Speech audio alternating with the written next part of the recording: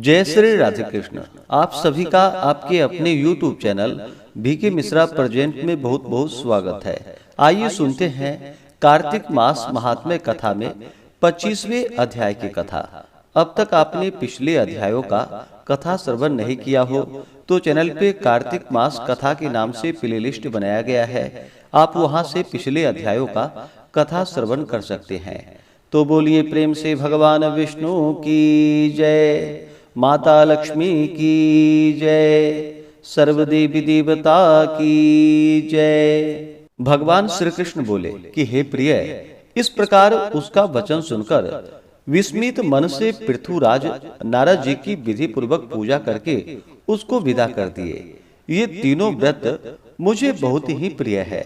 माघ, कार्तिक और एकादशी, वनस्पतियों में तुलसी और महीनों में कार्तिक और तिथियों में एकादशी तथा क्षेत्रों में द्वारका मुझे बहुत पसंद है। इंद्रियों को वश में करके जो इनका सेवन करेगा वह मुझको बहुत प्यारा होगा। वह पुरुष पापों से भय न करे। हे प्यारी, इन तीनों की सेवा करने वाले पुरुषों के पाप मेरे प्रसाद से दूर हो जाते हैं।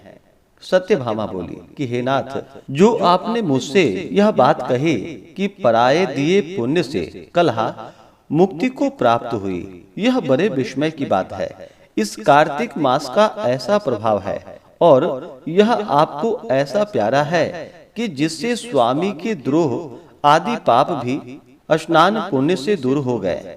हे प्रभु, पराया पुण्य देने से मिलता है या बिना दिए ही किसी तरह मिल सकता है?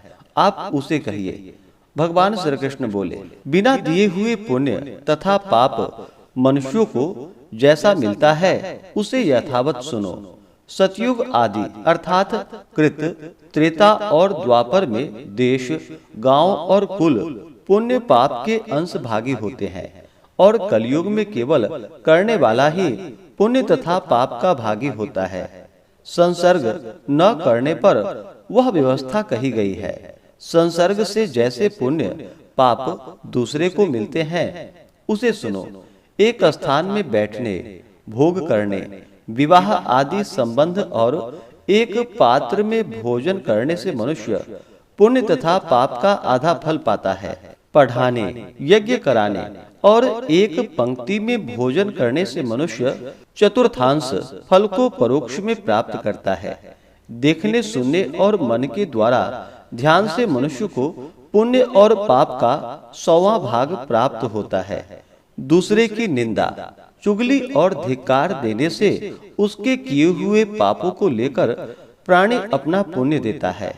पुण्य और पाप को करता हुआ जो पुरुष उसकी सेवा स्त्री, नौकर तथा शिष्य इनके सिवाय दूसरा मनुष्य करता है और उसकी सेवा के अनुरूप उसको कुछ धन न दिया जाए तो वह मनुष्य अपनी सेवा के अनुसार उसके पुण्य अंश का भागी होता है।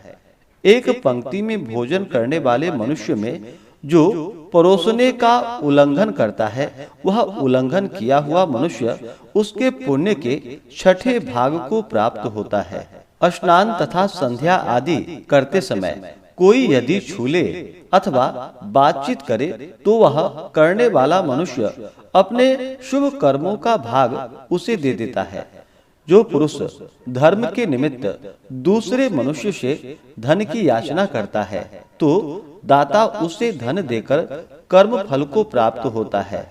पराया द्रव्य हरण कर जो कोई पुण्य कर्म करता है तो कर्म करने वाला पाप भागी होता है और धन वाले को कर्म का फल मिलता है।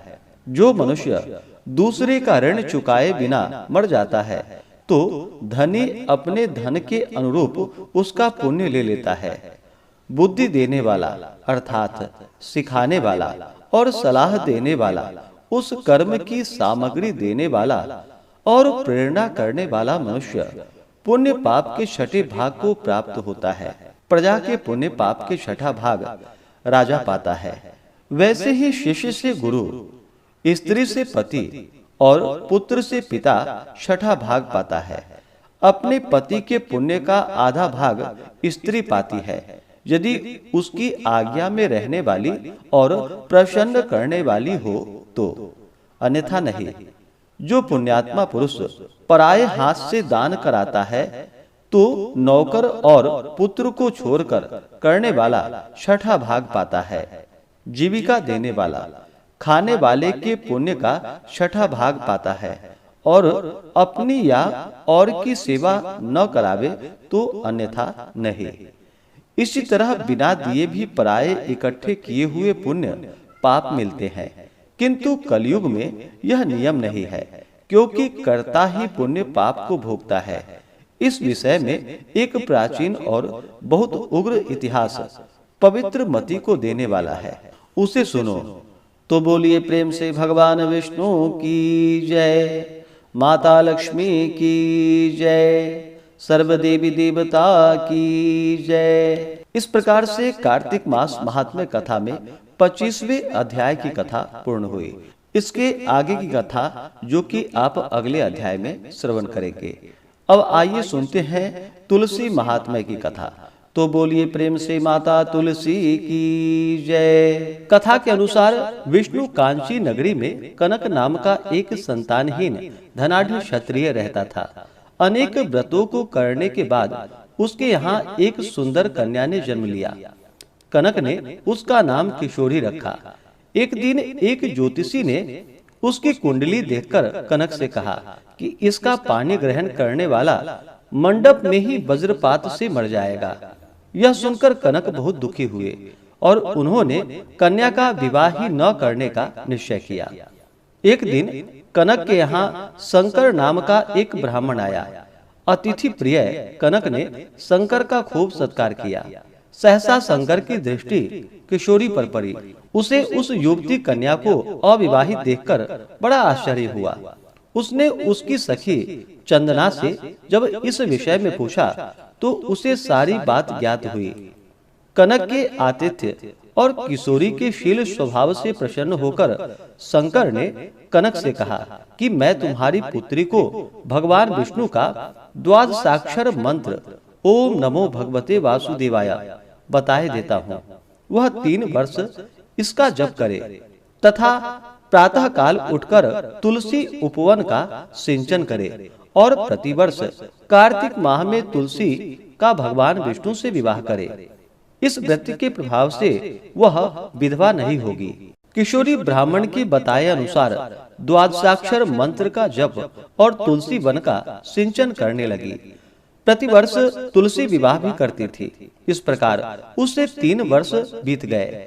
चौथे वर्ष जब कार्तिक मास में प्रातः स्नान के लिए जा रही थी तो उसे विलेपी नामक एक क्षत्रिय कुमार ने देख लिया और उसके अनुपम सौंदर्य पर मोहित हो गया।